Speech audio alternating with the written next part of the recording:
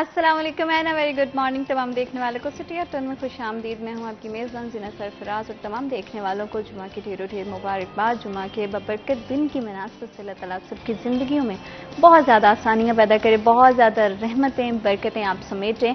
और दुआ के लिए जब भी हाथ उठाएं मुझे और मेरी पूरी टीम को अपनी दुआ में याद रखिएगा। मुल्क पाकिस्तान की तरक्की के लिए फलाह बहबूद, सालमियत और अमन अमान के लिए भी हमेशा दुआ गो रहा करें, क्योंकि हमारे मुल्क की सलामती और खुशहाली में ही हमारी खुशहाली है। और अपनी ज़िंदगी में जिस तरह से हम अपने घर के बारे में सोचते हैं, इसी तरह से हमें अपने माशरे और अपने मुल्क के बारे में सोचने की ज़रूरत है, ताकि हम अपने रूट्स को मजबूत कर सकें और अपने आप को, अगर हम तरक्की याफ्ता और देखना चाहते हैं कि आगे दुनिया के साथ कदम से कदम मिलाकर चलना चाहते हैं, तो पाकिस्तान के लिए हम सबको एक यकजा होकर सोचना पड़ेगा। इनफरादी किरदार हर बंदे का इंपॉर्टेंट होता है। जैसे कहते हैं कि कतरा कतरा करके दरिया बनता है, इसी तरह से हर किसी की इंडिविजुअल एफर्ट्स के साथ ही हम जिंदगी में भी कामयाब होंगे, अपना मुस्तकबिल तो बेहतर करेंगे और साथ ही साथ अपने वतन के लिए कुछ बेहतर करेंगे, तो हम समझेंगे कि हमारी ज़िंदगी का मकसद पूरा हो गया। वैसे भी हर इंसान की ज़िंदगी को अगर कोई माने मिल जाते हैं, कोई गोल मिल जाता है, तो आपको लगता है कि आपको इस दुनिया में आने के लिए अल्लाह ताला ने जो पर्पज़ बनाया था वो पर्पज़ आप समझे कि आपने तलाश लिया है।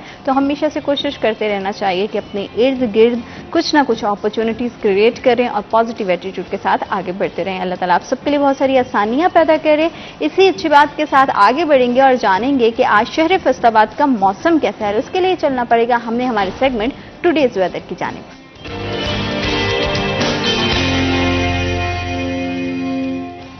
फैसलाबाद के मौसम पर नजर डालें तो आज कम से कम टेम्परेचर 28 डिग्री सेंटीग्रेड रहेगा और ज्यादा से ज्यादा टेम्परेचर 35 डिग्री सेंटीग्रेड रहेगा। गर्मी की लहर फिर से लौट कर आई है, शहरियों को अपनी लपेट में लिया है। शहरी गर्मी की वजह से थोड़ा सा लो भी फील कर रहे हैं, लेकिन अपनी कोशिश करना है कि अपनी बॉडी को ज्यादा से ज्यादा हाइड्रेटेड रखें। इस तरह के मशरूबात का इस्तेमाल करें जिससे आप एनर्जेटिक रहें। अब डिफरेंट तरह की सॉफ्ट ड्रिंक्स को यूज कर सकते हैं, लेकिन कोशिश करें कि घर में वो ड्रिंक्स को बनाएं, ना कि आप बाजार के जो हमें मिलती हैं ड्रिंक्स उनसे पिएं, क्योंकि उससे आपकी सेहत को नुकसान पहुंचेगा। वैसे भी हमारे मौसम का सेहत पर डायरेक्टली जो है वो उसका इम्पैक्ट जाता है। और अगर आप कहीं घर से बाहर दूर दराज हैं और कहीं बाहर का सफर कर रहे हैं, तो सफर के दौरान तो आपको बहुत जरूरी है कि आप अपनी सेहत का बहुत ख्याल रखें। कोशिश क्या करें कि ज्यादा से ज्यादा अगर कुछ भी नहीं आपको इर्द गिर्द मिल रहा तो पानी की बोतल तो जरूर साथ में रखकर खाने पीने का मुनासिब इस्तेमाल करेंगे, तो आपकी सेहत बरकरार रहेगी।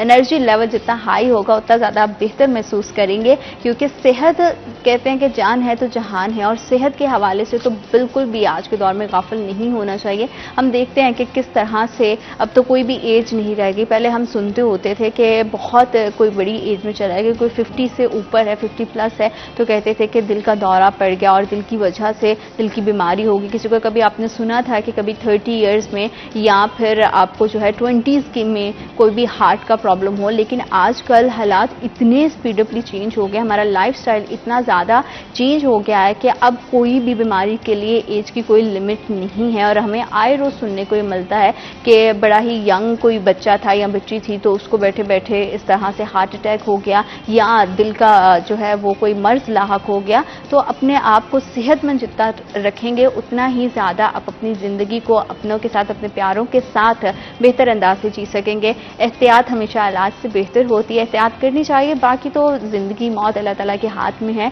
जिंदगी के साथ साथ ही तमाम मामलात चलते हैं, लेकिन इंसान के खुद के हाथ में है कि वो अपनी सेहत को किस तरह से बना सकता है। हार्ट के हवाले से हम बात कर रहे हैं तो आज बात करेंगे दिल की बीमारियों के हवाले से फैसलाबाद इंस्टीट्यूशन ऑफ कार्डियोलॉजी में किस तरह की सहूलियात हैं, रोजाना की बुनियाद पर कितने मरीज आते हैं, दूसरे शहरों से कितने मरीज आते हैं, मेडिसिन के हवाले से क्या अपडेट्स हैं और क्या सूरत हाल है, किस तरह से डॉक्टर्स हजरात इलाज मुआवजे की जो सहूलियात हैं उससे बेहतर अंदाज से, मौसर अंदाज से मरीजों तक पहुंचा रहे हैं और शहरियों को किसी तरह की परेशानी का सामना है या नहीं, इस हवाले से अपने मेहमानों से बात करेंगे। हमारे साथ मौजूद हैं सीनियर रिपोर्टर अज़ादार हुसैन और अब्दुल रहमान। अस्सलाम वालेकुम, कैसे हैं आप दोनों?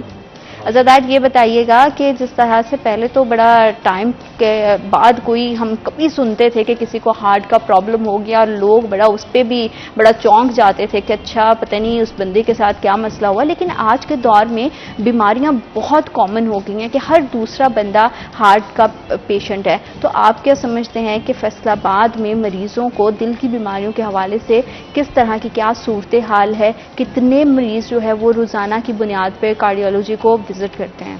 देखिए जिन्हें आप इंट्रो में बता रहे हैं कि 15 साल 20 साल की उम्र के अफराद आप देख रही हैं और रिपोर्ट हो रहे हैं। सूरत हाल यह है कि बच्चे सैकड़ों की तादाद में जो है वो कुछ दर्जनों नहीं सैकड़ों की तादाद में बच्चे भी इस बीमारी में मुब्तला हैं जो मतलब टीनेज। हाँ जी, कुछ बच्चे ऐसे हैं जो कि पैदाइशी हैं और कुछ बच्चे ऐसे हैं जिनका बाद में पता चलता है कि ये आर्ज़ा कल्ब जो है वो उसमें मुब्तला है। तो इस सिलसिले में क्योंकि फैसलाबाद इंस्टीट्यूट ऑफ कार्डियोलॉजी ना सिर्फ डिवीज़न फैसलाबाद बल्कि सरगोदा और इसके अलावा अगर पिंडी भट्टियाँ हैं, हाफजाबाद है और इसके साथ शाहकोट और दीगर ननकाना साहब है, यहाँ से भी तमाम इस्लाह के जो मरीज़ जो कि दिल के अमराज में मुब्तला है वो इलाज की गर्ज के हवाले से फैसलाबाद FIC का रुख कर रहे हैं। अभी पिछले हफ्ते मैंने जो मेडिकल सुपरिटेंडेंट हैं FIC के डॉक्टर नदीम, उनका इंटरव्यू किया तो उनका ये कहना था कि हमारे पास पहले जो पेशेंट की तादाद थी वो 400 के करीब थी एमरजेंसी वार्ड में, जो रोज़ाना तकरीबन 400 के करीब रिपोर्ट होते थे। अब ये तादाद बढ़ के जो है वो 550 तक चली गई है कि रोज़ाना एमरजेंसी वार्ड में 550 के करीब मरीज़ ऐसे हैं जो कि हार्ट अटैक की सूरत में FIC का रुख कर रहे हैं। अब जब पेशेंट FIC में आके एंटर हो जाता है और उसकी रजिस्ट्रेशन हो जाती है, फिर बाकायदा दिल का मरीज़ बन जाता है और फिर उसका तरीक़ाकार ये होता है कि वो 1 माह के बाद OPD में आता है, वहाँ पे अपना चेकअप करवाता है और उसके बाद उसे मेडिसिन मिलती है और मेडिसिन की फराहमी के बाद वो अपने घर को जाता है और फिर 1 माह के बाद आता है। और OPD के हवाले से बात की जाए तो तकरीबन 2500 के मरीज़ रोज़ाना OPD का रुख कर रहे हैं, जहाँ उन्हें इलाज मुआवजे की सहूलियात फराहम की जा रही हैं। हुकूमत पंजाब की जानिब से अद्वियात मरीज़ों की घर घर फराहमी के हवाले से अहकाम जारी किए गए थे, एक मनसूबा शुरू किया गया था और तकरीबन 3 माह होने को है। इस सिलसिले में मरीज़ों से बाकायदा तौर पर परफॉर्मा लिया गया कि आप फार्म फिल करके दें, उसमें आप अपने घर का एड्रेस लिखें, घर के एड्रेस के साथ आप अपना राब्ता नंबर लिखें, हम अद्वियात आपके घरों तक पहुँचाएँगे। अब इस वाक़े को, इस मनसूबे को 3 माह हो चुके हैं और अब तक जो रोज़ाना के बुनियाद पर मरीज़ों के घर तक अद्वियात जा रही हैं वो 200 के करीब जा रही है। अच्छा। 2300 मरीज़ ऐसे हैं जो अद्वियात से महरूम हैं, उनके घरों तक अद्वियात नहीं पहुंच पा रही और मरीज़ उन अद्वियात के असूल के लिए FIC का रुख करते हैं। अब है 1 माह के बाद जब मरीज़ आता है तो मैंने जैसे पहले बताया कि सिर्फ डिवीज़न फैसलाबाद से नहीं, सरगोदा से मरीज़ है, कोई बखर से है, कोई मियाँ वाली से है, कोई ननकाना साहब से है, कोई हाफजाबाद से है। एक मरीज़ सिर्फ और सिर्फ अद्वियात 1 महीने के लेने के लिए उसका तीमारदार एक पासबुक जो कि उन्होंने बनाई हुई है वो लेके FIC का रुख करता है सिर्फ और सिर्फ अद्वियात लेने के लिए। एक अच्छा मनसूबा हुकूमत की तरफ से शुरू किया गया है कि मरीज़ को घर से यहाँ ना आना पड़े, अद्वियात मरीजों के घर तक पहुँचा दी जाए। अब कुछ मरीज़ ऐसे हैं जो कि वहाँ से सफ़र करके आते हैं FIC और FIC आके लाइन में लगना पड़ता है और लाइन में लग के तकरीबन 2 से 3-4 घंटे लग जाते हैं अद्वियात हासिल करने में। इसलिए मरीज़ या मरीज़ के साथ आए तीमारदार को काफ़ी दिक्कत होती है और ये अच्छा मनसूबा है कि अगर मरीजों के घर तक अद्वियात पहुँचाई जाए, मगर अभी भी इसमें जो है बड़ी नाकामी का सामना करना पड़ा है। ये कुछ छोटी नाकामी, बहुत बड़ी नाकामी है कि 2300 के करीब मरीज़ ऐसे हैं जिन तक अभी तक हम अद्वियात ही नहीं पहुँचा पा रहे। तो इस सिलसिले में जो अस्पताल इंतजामिया वो ये कहती है कि किसी का जो है वो एड्रेस ठीक नहीं है और किसी का राब्ता नंबर ठीक नहीं होता। हालांकि मैं समझता हूँ कि जब मरीज़ इनके पास आता है तो मरीज़ को ये उसे इलाज की सूरत फराहम नहीं करते। उसके लिए ना SOP ये मुकर्रर किया है कि जब तक आपके पास शनाख्ती कार्ड नहीं होगा आपको इलाज की सूरत नहीं मिलेगी। अब जो मरीज़ आ रहा है शनाख्ती कार्ड के साथ, अगर कोई मरीज़ घर भूल जाता है या उसके तीमारदार लियाना भूल जाते हैं तो घर से उसका शनाख्ती कार्ड बाकायदा तौर पर व्हाट्सएप मंगाया जाता है और उसके बाद उसका ऑनलाइन अंदराज किया जाता है। जब एक मरीज का हम एंट्री उसकी कर देते हैं कंप्यूटर में, उसके घर का एड्रेस भी आ जाता है, उसका राब्ता नंबर भी आ जाता है। तो मैं समझता हूँ कि ये नाअहली है कि हमें राब्ता नंबर नहीं मिल रहा, हमें उनके घर तक रसाई हासिल नहीं हो रही, हमें उनका एड्रेस नहीं मिल रहा।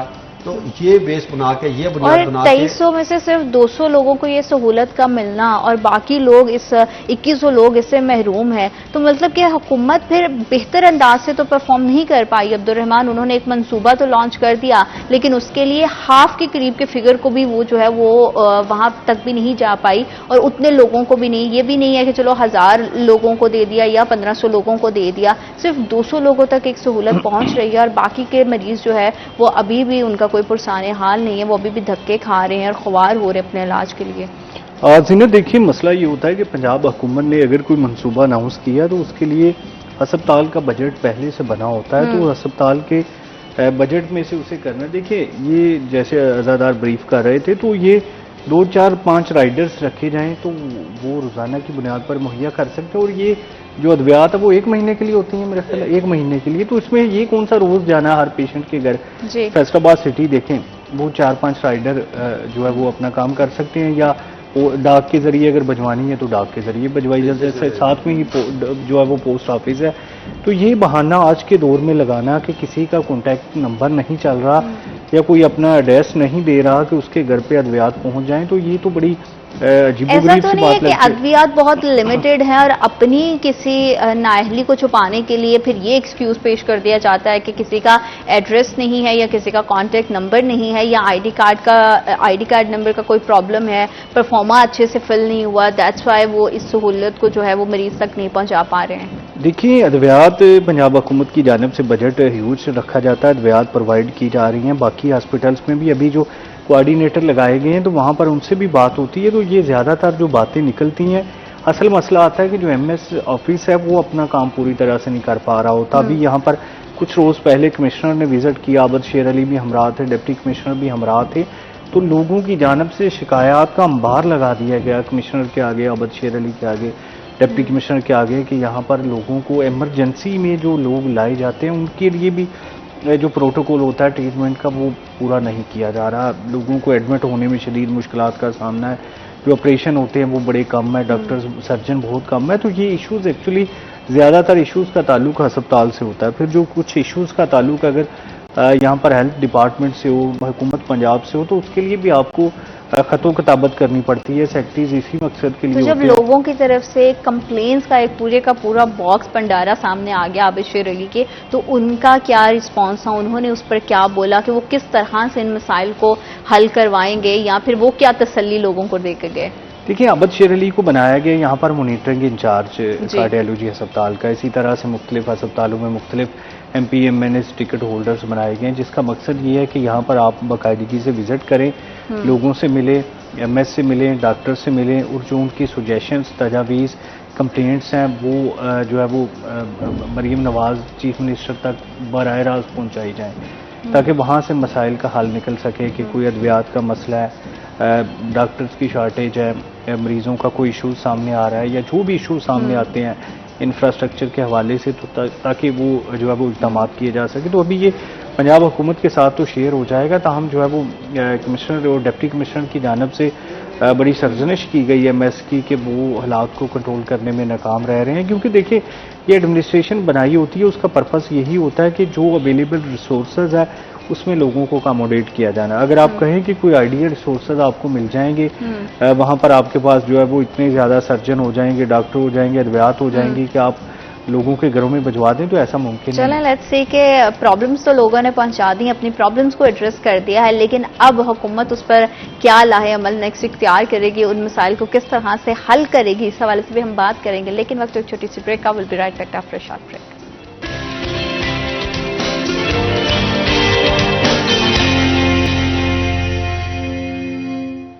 Welcome back after short break, آپ دیکھ رہے سٹی ایٹ 10 اور ہم بات کر رہے ہیں کہ کس طرح سے مریضوں کو علاج اور معالجے کی سہولیات بہتر انداز میں پہنچانا حکومت کی ذمہ داری ہوتی ہے، جتنے بھی میڈیکل سٹاف ہے اس کی بھی اتنی ہی رسپانسبلٹی ہے کہ وہ اپنے ٹائم کے، اپنے شیڈیول کے مطابق اپنی ڈیوٹیز پر موجود ہوں اور پھر جو بھی آنے والے مریض ہیں ان کو اٹینڈ کریں، تاکہ وہ اتنی مشکل سے جو فیس کر کے ٹریول کر کے دوسری شہر سے فیصل آباد میں آنا، آ کے پھر ہمارے ہاسپٹلس کے اندر بہت زیادہ لوگوں کو جو ہے ڈیفیکلٹیز کو فیس کرنا پڑتا ہے. سم ٹائمز آپ آتے ہو تو آپ کو گائیڈنس کی بڑی ضرورت ہوتی ہے, تو آپ پہلے اتنا زیادہ وہ لمبی قطار میں لگنا, پھر آنا, سفر کی تھکاوٹ, ہر طرح کے مسئلے مسائل, اس کے بعد ڈاکٹر تک پہنچنا اور پھر جو ہے وہ واپس گھروں کو لوٹ کے جانا, تو بڑا ایک جو ہے یہ لمبا پروسیجر ہو جاتا ہے. آپ کو پورے کا پورا دن اس میں نکل جاتا ہے.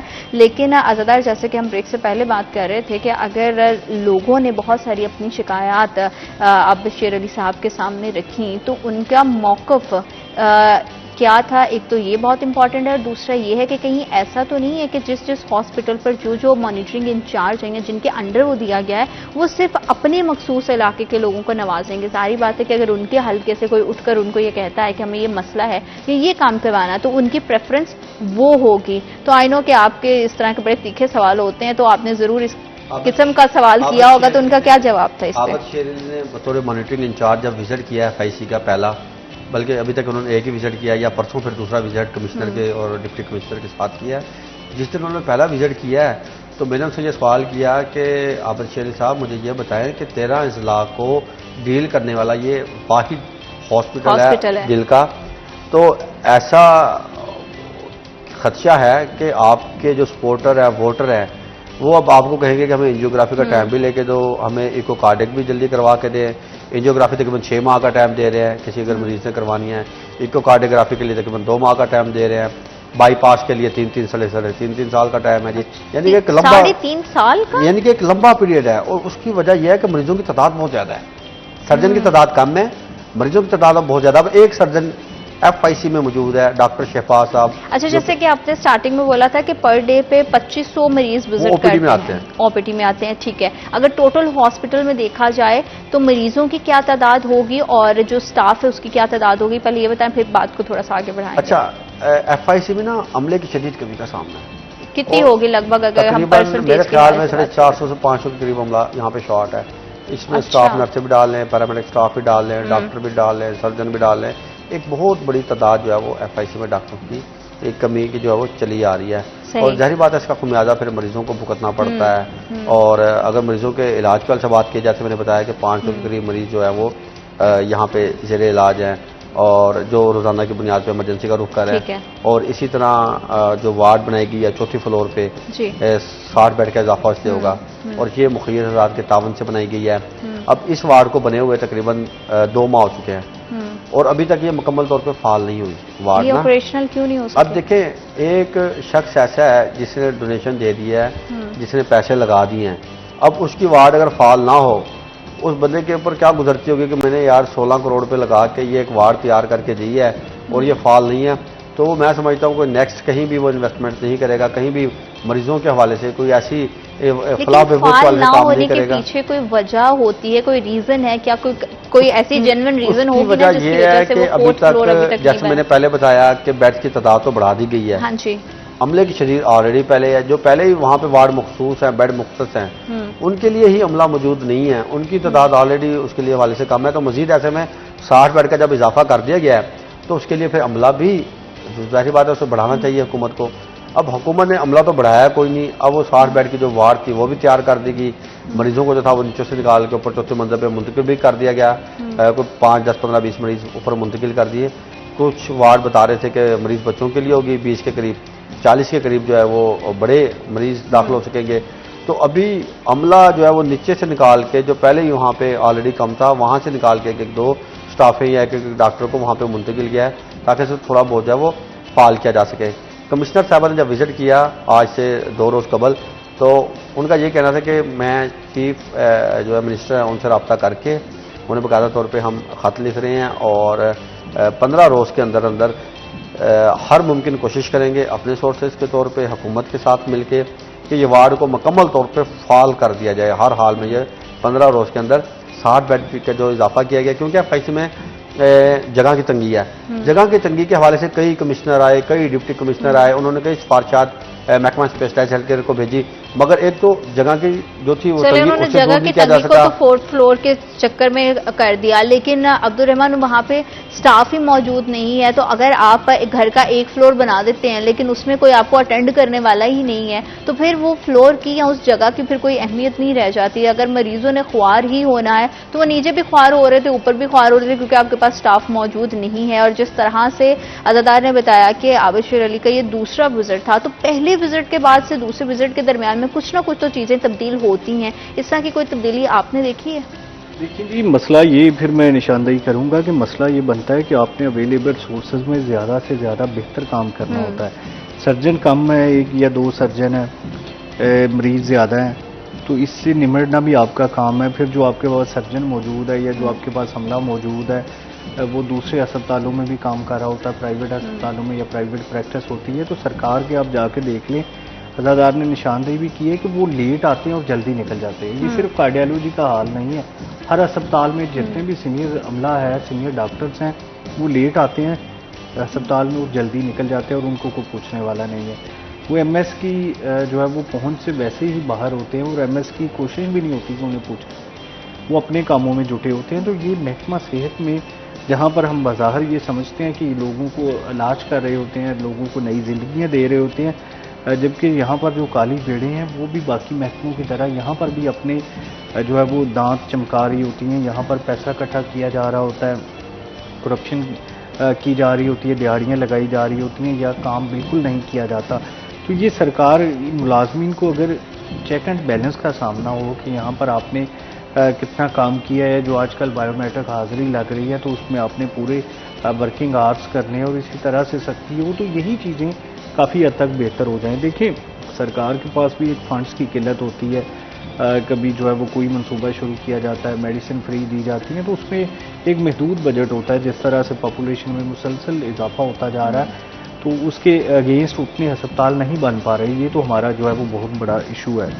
तकरीबन 1600 बंदों के लिए जो एक डॉक्टर है, जबकि तरक्की याफ्ता ममालिक में यही तादाद 30-40 बंदों के लिए होती है। तो फिर आप ये मसाइल तो मौजूद है, ये तो रहेंगे, 2 डॉक्टर्स आ जाएं, 4 आ जाएं, अमला और बन जाए, पॉपुलेशन भी तो बहुत ज़्यादा आ रही है। लोगों को ये यूब सर्च वाले बताते हैं कि यहाँ पर जो हमारा लाइफ स्टाइल है, जो यहाँ पर खुराक है ना खालस है, या इसी तरह से आयल या बनास्पति घी में जो पाम ऑयल डाला जाता है, ये पाम ऑयल बेसिकली हमारे अलावा बाकी दुनिया में मशीनरी के लिए यूज़ करते हैं, जबकि पाकिस्तान, इंडिया, बांग्लादेश जैसे गरीब मुल्क पाम ऑयल को कुकिंग ऑयल के तौर पर इस्तेमाल करते हैं। तो यहाँ पर ये जितना बनास्पति घी होता है उसमें 50% तक पाम ऑयल डाला जाता है।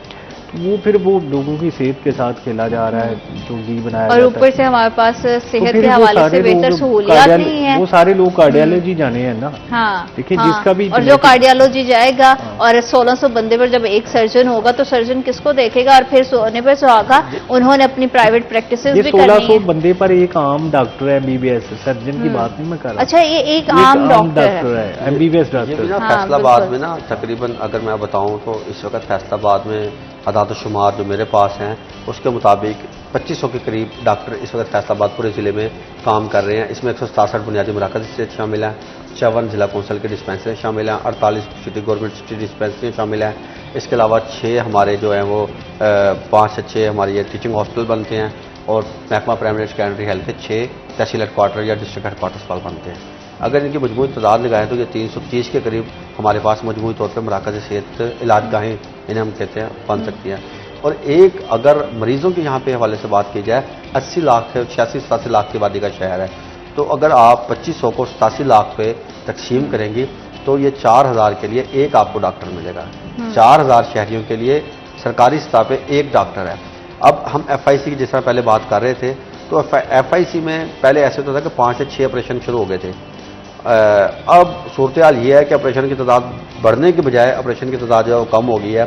कभी 2 ऑपरेशन हो रहे हैं, कभी 3 ऑपरेशन हो रहे हैं, कभी 4 हो रहे हैं, कभी 2, 3, 4, इससे आगे बढ़ ही नहीं रहे ऑपरेशन। मरीजों की तादाद बढ़ती जा रही है, ऑपरेशन की तादाद जो है बजाय बढ़ने के कम हो रही है। अच्छा, परसों जब इसकी एक वजह यह भी है कि अफसरान का ना मुकम्मल तौर पर खोल नहीं है जिस तरह का होना चाहिए।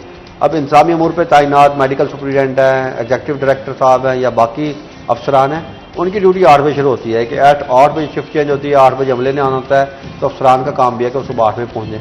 میں نے جب بھی وزٹ کیا ہے، جب بھی میں گیا ہوں، پتہ چلا ہے کہ جی انتظامی امور پہ افسران نہیں ہے جی، کب 10:30 بجے آ رہے ہیں، 11 بجے آ رہے ہیں، کوئی چیک اینڈ بیلنس ہے ہی نہیں. حالانکہ ضلع انتظامیہ بیٹھی ہوئی ہے. ہمیں سوری، مجھے لگتا ہے کہ آپ کو اپنی جو اسٹیٹمنٹ ہے اس کو کریکٹ کرنے کی ضرورت ہے کہ ان کا ہولڈ نہیں کی وجہ ہے کہ وہ غفلت میں ہے، کیونکہ ان کو اپنی ذمہ داری کا احساس نہیں ہے. اگر ہولڈ نہ ہونا وہ ہوتا ہے کہ آپ آ رہے ہیں لیکن آپ سے چیزیں مینج نہیں ہو رہی. اب جب آتے ہی نہیں ہے، آپ کو پتہ ہی نہیں ہے کہ کیا آپ کا جو ہے آپ کے انڈر جو سٹاف ہے وہ کیا کام کر رہا ہے، کیا وہ حقیقی معنوں میں اس طرح سے ایکچوئل اپنی رسپانسبلٹی کو سمجھ رہا ہے، لوگوں کو سرو کر رہا ہے. آپ تب کسی سے پوچھ سکتے ہیں جب آپ خود اس ذمہ داری کا آپ کو احساس ہو. جب آپ کو خود نہیں ہے، 8 بجے کی ڈیوٹی والا جب 10:30 11 بجے آئے گا اور شام میں جلدی نکل جائے گا اور پھر اپنی پرائیویٹ پریکٹسز ہوں گی اور اپنی جیبوں کے بارے میں بس سوچا جائے گا، تو پھر عوام اسی طرح سے رولتی رہے گی اور آنے والے ٹائم میں بھی اسی طرح سے جو ہے وہ ان کے لیے مشکلات اور مزید بڑھیں گی. مشکلات تو بڑھتی چلی جا رہی ہیں لیکن اس کا حل کوئی نہیں. اسی حوالے سے مزید بات کریں گے لیکن رائٹ آفٹر دس بریک.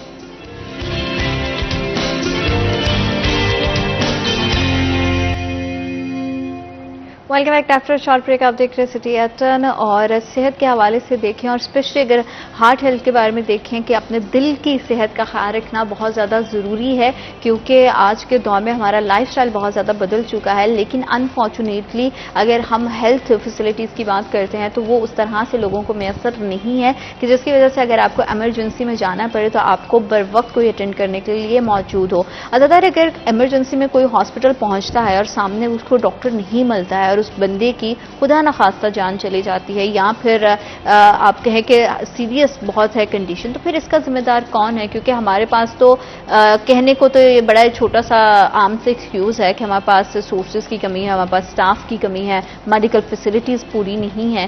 تو یہ سب چیزیں کیا کسی بندے کی زندگی کو کمپنسیٹ کر سکتی ہیں یا جسٹیفائڈ کر سکتی ہیں؟ ایف آئی سی میں جب آپ انٹر ہوں تو ادھر ایمرجنسی میں جتنا یہ ہمارا اسٹوڈیو اتنی سی ایمرجنسی ہے، اتنی سی ایمرجنسی میں اسٹریچر بھی لگے ہوئے ہیں، بیڈ بھی لگے ہوئے ہیں، مریضوں کو جو ہے صوفے پہ بھی بٹھایا گیا ہے، صوفے پہ بٹھا کے بھی وہ ڈرپس وغیرہ لگائی گئی ہیں.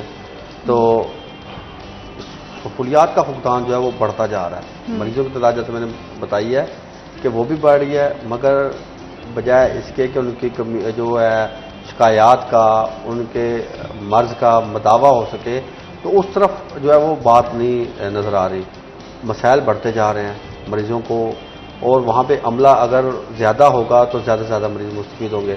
اب اکثر دفعہ ایسا ہوتا ہے کہ 5 6 مریض آ گئے ہیں یکدم. اب 1 2 ڈاکٹر جو ہیں وہ لگے ہوئے ہیں 1 2 3 مریضوں کے اوپر لگے ہوئے ہیں. انہی ڈاکٹروں نے جو باقی آئی سی یو وارڈ بھی دیکھنا ہے، باقی جگہ بھی انہوں نے وزٹ کرنے ہیں. تو عملے کی جو شارٹیج وہ ایف آئی سی کو ہے اور کافی حد تک ہے. اس سلسلے جیسے میں نے پہلے بتایا کہ جگہ کی تنگی کو دور کرنے کے حوالے سے کئی دفعہ منصوبے بنائے گئے کہ او پی ڈی کو جو ہے وہ یہاں سے باہر نکال دیا جائے، جو مختلف پلاٹس موجود ہیں وہاں پہ او پی ڈی بنا دی جائے. کئی دفعہ پی سی 1 اس کے پہ بھجوائے گئے، مگر ابھی تک کوئی بھی پی سی 1 جو تھا اس کے اوپر عمل درآمد نہیں ہو سکا. ایمرجنسی تھوڑی سی وارڈ جو ہے وہ بڑھا دی جائے، اس کے اوپر عمل درآمد نہیں ہو سکا. اس کے لیے بڑے پی سی 1 بھجوائے گئے انتظامیہ کی جانب سے. تو صرف اور صرف انتظامیہ کا ہم کہتے ہیں کہ قصور ہے، تو انتظامیہ کے نہیں اوپرلے لیول پہ بھی ظاہری بات ہے سرکار کو نظر نہیں آ رہا کہ سرگودے میں دل کا ہاسپٹل نہیں ہے، کسی اور شہر میں نہیں ہے. ایک اور صرف ادھر بنا دیا گیا ہے فیصل آباد میں ایک ایف آئی سی. چھوٹے چھوٹے سینٹر تھے، میں نشاندہی کرتا چلوں الائڈ میں بنایا گیا تھا دل کے امراض کے لیے، CCU1 CCU2. وہاں پہ جو بھی مریض آتا تھا تو اسے انجیکشن لگتا تھا، غالباً غالباً نام تھا انجیکشن کا. وہ انجیکشن لگاتے تھے یا تھوڑی بہت ٹریٹمنٹ کرتے تھے، اسے ایف آئی سی ریفر کر دیتے تھے. یہ ہوتا تھا کہ مریض کی جو زندگی بچ جاتی تھی، تھوڑی بہت اسے ٹریٹمنٹ مل جاتی تھی. اب صورتحال یہ ہے کہ انہوں نے ریویمپنگ جب ہوئی ہے، ریویمپنگ کے بعد CCU وارڈ بند کر دیا ہے. امراض قلب کا وارڈ مکمل طور پہ بند ہے، تقریباً سال سے اوپر ہو چکا ہے، امراض قلب کا وارڈ نہیں کھلا. اب انہوں نے کہا کہ جی ہم وہاں پہ جو غلام محمد آباد ہے وہاں پہ ہم منتقل کر رہے ہیں، وہاں پہ کوشش کر رہے ہیں کہ صحیح وہاں پہ فعال کیا جائے، مگر وہاں پہ بھی وہ فعال نہیں ہو سکا. اب مریض جو 10 20 30 مریض پہلے یہاں پہ مستفید ہو جاتے تھے، 10 15 5 10 غلام محمد آباد میں ہو جاتے تھے، اب وہاں پہ بھی مستفید نہیں ہو رہے. اب وہ 30 40 50 جو مریض یہاں پہ انٹرٹین ہو رہے تھے، اب ان تمام مریضوں کو جو ہے وہ بھی ایف آئی سی جانا پڑتا ہے. تو جو چھوٹے چھوٹے سینٹر بنائے گئے ہیں، DHQ ہے مثال کے سمن آباد ہے، وہاں پہ کارڈیالوجسٹ کی سیٹ ہے. اسی طرح نصرت فتح علی خان اسپتال ہے، وہاں پہ کارڈیالوجسٹ کی سیٹ ہے ہمارے پاس. اسی طرح غلام محمد آباد میں بھی ہے، الائڈ 1 میں بھی ہے، الائڈ 2 میں بھی ہے. تو الائڈ 2 میں ایک سینٹر ہے سچ، وہ بھی مخیر حضرات کے تعاون سے چل رہا ہے، اس میں بھی سرکار کا کوئی عمل دخل نہیں ہے، سرکار نے صرف جگہ دی ہوئی ہے، باقی سب کچھ جو ہے مخیر حضرات کے تعاون سے چلا رہے ہیں۔ یہاں پہ چھوٹے چھوٹے سینٹر جو بنائے گئے ہیں، وارڈ بنائے گئے ہیں، وہاں پہ اگر مریضوں کو ابتدائی طبی امداد دی جائے، جن کا بائی پاس ہونا ہے یا جن کی انجیوگرافی ہونی ہے، ان مریضوں کو ایف آئی سی منتقل کیا جائے تو کافی حد تک جو ہے وہ رش کم ہو سکتا ہے، ایف آئی سی کا رش کم کیا جا سکتا ہے، مگر کسی بھی ہسپتال میں مکمل طور پہ کارڈیولوجی وارڈ فعال ہی نہیں ہے، اور سیٹیں دے دی گئی ہیں، ڈاکٹر تعینات کر دیے گئے ہیں، وہاں پہ تنخواہیں ڈاکٹروں کو جا رہی ہیں، مگر اس حساب سے وہاں پہ کام نہیں ہو رہا جس حساب سے وہاں پہ ہونا چاہیے۔ چیک اینڈ بیلنس نہیں ہے، اکاؤنٹیبلٹی، اور جب تک شفافیت نہ ہو تو کوئی بھی میرا نہیں خیال کہ سسٹم عبدالرحمان بہتر انداز سے چل سکتا ہے۔ اور اگر ہم میڈیکل سٹاف اور ادویات کے حوالے سے ہٹ کر دیکھیں تو جب آپ ایک ہاسپٹل میں داخل ہوتے ہو تو بہت زیادہ اور بھی چیزیں ہوتی ہیں جس کی اویلیبلٹی بہت زیادہ ضروری ہوتی ہے، سیکیورٹی ہوتی ہے، صاف صفائی ہوتی ہے، صاف پانی ہوتا ہے۔ اس کے علاوہ اگر آپ دیکھیں تو آپ کے پاس اکوپمنٹ بہت اچھے ہونے چاہیے، اور پھر اکوپمنٹ کا بہتر انداز سے استعمال کرنے والے لوگ پھر موجود ہوں گے، پھر وہ سہولیات جو ہے مریضوں تک پہنچیں گی۔ تو دیگر جو سہولیات ہے، فیسلٹیز ہیں، آپ کیا دیکھتے ہیں کہ وہ مکمل ہے؟ ہر طرح کا اکوپمنٹ جو ہے ہاسپٹلز میں موجود ہے؟ دیکھیں جی، یہ پرائیویٹ ہسپتالوں کی مثال لے لیں کہ وہاں پر جب مریض جاتا ہے تو ادھر اس کے ساتھ کیا سلوک ہوتا ہے اور سرکار کے ساتھ کیا ہوتا ہے، یہ بہت بڑا فرق بن کے سامنے آئے گا کہ لوگ کیوں پریفر کرتے ہیں کہ وہ جب بھی انہیں کوئی مسئلہ ہو تو وہ پرائیویٹ ہسپتال میں جائے، چاہے ان کے پاس پیسے ہوں یا نہ ہوں۔ سرکار میں ہمیشہ یا تو وہ جائے گا جو یا ڈاکٹروں کو اپروچ کر سکتا ہو، یا وہ جائے گا جس کے پاس پیسے نہیں ہیں۔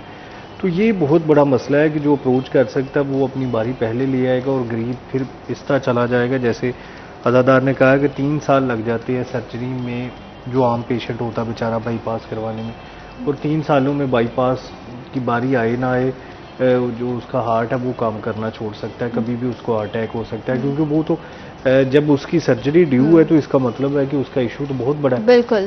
تو یہ بہرحال مطلب اس طرح سے اس کو ترجیحی بنیادوں پر کرنا، ایک کیو شیٹ بنانا، یا اس کو دوسرے کوئی، اب مسئلہ یہ ہے کہ فیصل آباد میں ہے ہی کارڈیالوجی، اسی میں لوگوں کے پرائیویٹ آپریشن میں بھی ہونے ہیں، اسی میں لوگوں کے یہ سرکاری کھاتے میں بھی ہونے ہیں، صحت کارڈ بھی پتہ نہیں اس میں چل رہا ہے یا نہیں، تو سارا کچھ اب سارا لوڈ اس پہ آئے گا۔ وہاں پر سرجن کوئی نہیں ہے، 1 یا 2 سرجن ہے، 2 یا 3 آپریشن روز ہو رہے ہیں۔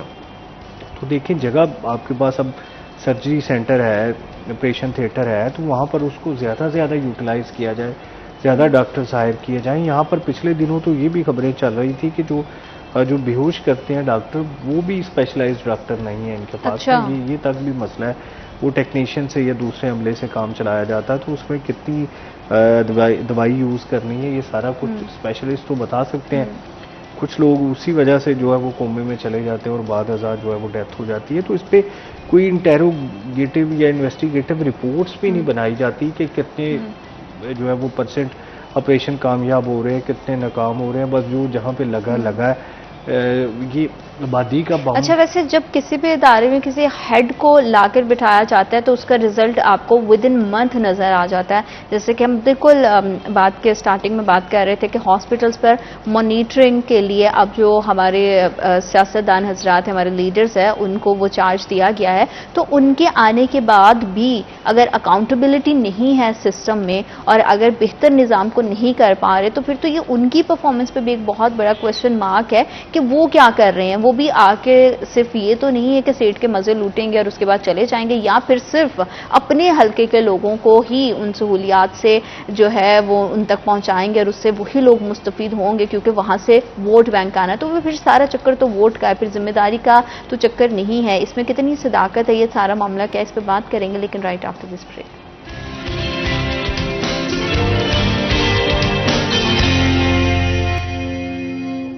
Welcome back after short break. آپ دیکھ رہے ہیں سٹی ایس10 اور صحت کے حوالے سے بہت سارے مسائل ہیں، ان مسائل کا حل بھی ہے اور اس کا بہترین حل کیا ہو سکتا ہے۔ عبدالرحمان، حکومت کو کیا کرنا چاہیے کہ مریضوں کے لیے جو بھی ہیلتھی جو بھی میڈیکل ہماری فیسلٹیز ہیں اس کو بہتر کر سکیں، اور لوگوں کے لیے جو مسائل ہیں، جو مشکلات ہیں، جو خواری ان کو درپیش ہے، اس سے ان کی جان چھوٹ جائے۔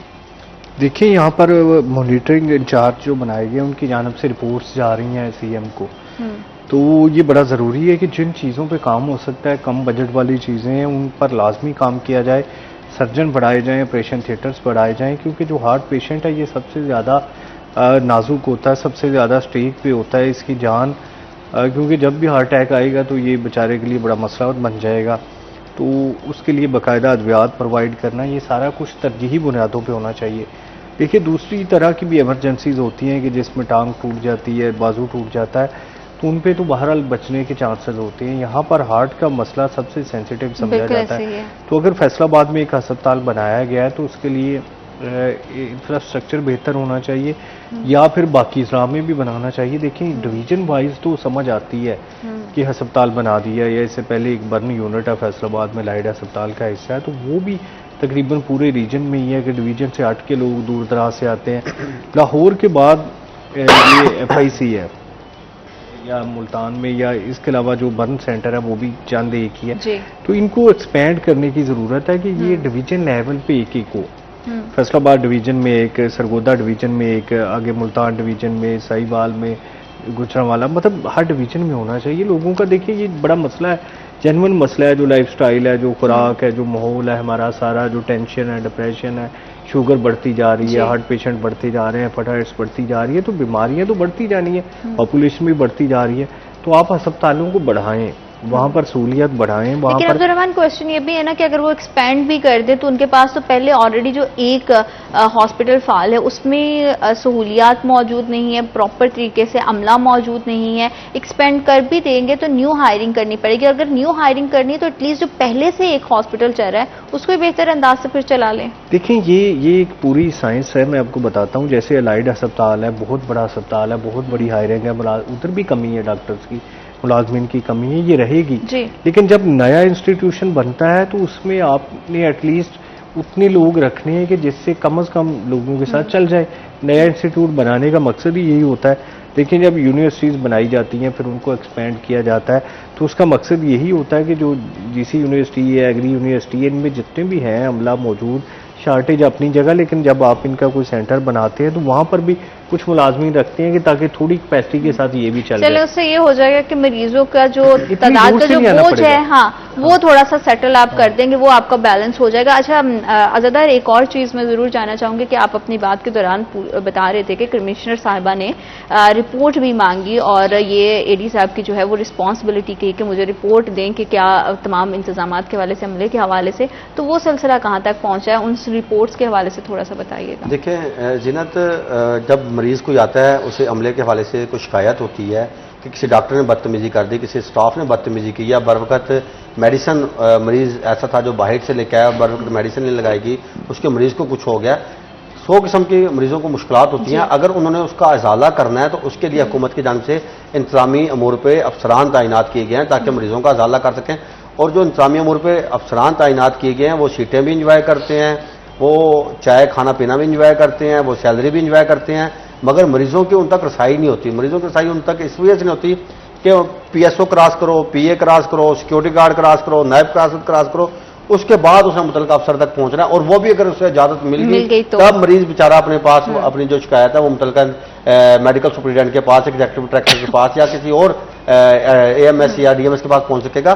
تو وہاں تک اس کے پہنچنا ایک بہت بڑا مسئلہ ہے. تو اس کے لیے جو ہمارے سیاستدان مقرر کیے گئے ہیں انہیں باقاعدہ طور پہ کھلی کچہریاں میں سمجھتا ہوں لگانی چاہیے ہفتے میں ایک دن، تاکہ مریض وہاں پر آئیں اور انہیں بتائیں کہ ہمیں یہ مسائل ہیں، یہ مسائل ہیں، اور ان کا ازالہ ہو. اور دوسرے نمبر پہ جیسے میں بتا رہا تھا کہ مریضوں نے شکایت کرنی ہے انتظامیہ پہ، انتظامیہ امور پہ تعینات افسران جو ہیں وہ 10:30-11 بجے تک ہسپتال کا رخ ہی نہیں کرتے. اب آنا انہیں کہاں سے ہے؟ چند فرلانگ کے فاصلے پہ، 400-500 قدم کے فاصلے پر کالونی ہے. ٹھیک ہے، یعنی کہ سڑک کراس کریں گے تو کالونی ہے ایف آئی سی کی، سڑک کراس کر کے ادھر آئیں گے تو ایف آئی سی ہے، کارڈیالوجی ہاسپٹل ہے. اور وہاں سے 400-500 قدم اٹھا کے انتظامیہ کے جو افسران ہیں وہاں پہ مکان بھی لیے ہوئے ہیں، رہائشیں بھی وہاں پہ سرکار کی طرف سے لی ہوئی ہیں، وہ بھی انجوائے کر رہے ہیں. اب 11 بجے وہ آتے ہیں. اب مریض ہے کہ کمپلین کرنی ہے، وہ بیچارہ 8 بجے آیا ہے، 9 بجے آیا ہے، 9 بجے سے لے کر وہ 11 بجے تک میڈیکل سپرنٹینڈنٹ کا یا ایگزیکٹو ڈائریکٹر کا اپنی کمپلین درج کروانے کے لیے اچھا بالکل جو ان کی کمپلین ہے اس تک پہنچے. اس سے پہلے آپ 2-3 منٹ کا جو ہے وہ فاصلہ طے کر کے نہیں آ سکتے، لیکن کمپلین کرنے والے کو جو ہے وہ 2-3 گھنٹے آپ کا ویٹ کرنا پڑتا ہے. اس کے بعد بھی اگر ان کو جناب کے جو ہے وہ ٹائم ملے گا تبھی وہ کمپلین ان تک پہنچے گی. اور یہ سلسلہ اگر اسی طرح سے چلتا رہا تو مریضوں کے لیے مسائل اور زیادہ بڑھ جائیں گے. تو حکومت کو ہوش کے ناخن لینے کی ضرورت ہے. آپ دونوں مہمانوں کا بہت شکریہ پروگرام کا حصہ بنے. وقت چھوٹی سی بریک کا. Will be right back after short break.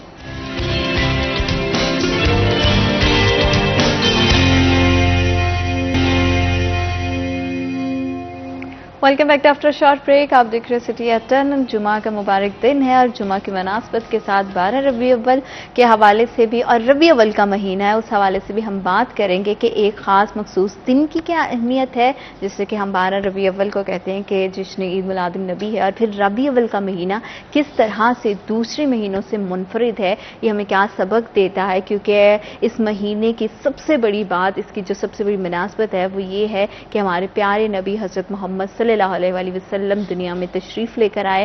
آپ کی زندگی ہمارے لیے مشرِ راہ ہے. اس پر حسنہ اٹھا کر دیکھیں سیرت نبی صلی اللہ علیہ وسلم کا اگر ہم بغور اس کا مطالعہ کریں تو ہمیں بہت ساری چیزیں سیکھنے کو ملتی ہیں. آپ صلی اللہ علیہ وسلم کی ذات سے ہمیں امانت, دیانتداری, محبت, شفقت, ایسے بہت سارے انگنت پہلو ہیں جس کے بارے میں ہمیں پتہ چلتا ہے. اور ساتھ ہی ساتھ آپ صلی اللہ علیہ وسلم نے بھائی چارے کو بہت فروغ دیا ہے. اور بھائی چارے کے حوالے سے اگر ہم دیکھیں تو آج کے موجودہ وقت میں اس چیز کی بہت زیادہ ضرورت ہے کہ ہم بھائی چارے کو بہت زیادہ فروغ دیں, ایک دوسرے کے دکھ درد کو سمجھیں, ایک دوسرے کے لیے آسانی پیدا کریں, شفقت کا, محبت کا رویہ برتیں, اپنے زبان سے کسی کو تکلیف نہ پہنچائیں, اپنے عمل سے کسی کی زندگی میں کوئی مشکل, کوئی پریشانی نہ لے کر آئیں. تو ربیع اول کے حوالے سے ہم بات کریں گے کہ یہ کس طرح سے دوسرے مہینوں سے منفرد ہے, اس کی کیا اہمیت ہے, اس سے ہمیں کیا درس ملتا ہے.